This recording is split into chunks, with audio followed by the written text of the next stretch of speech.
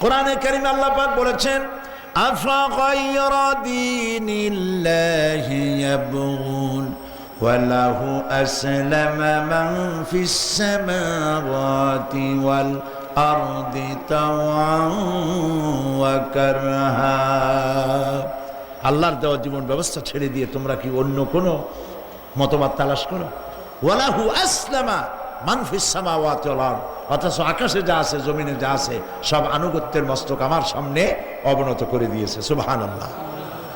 মানুষকে আল্লাহ পাক ইখতিয়ার দিয়েছেন, ইচ্ছে করলে মাহফিলেও আসতে পারেন, ইচ্ছে করলে সিনেমাও ঢুকতে পারবেন, অসুবিধা নেই।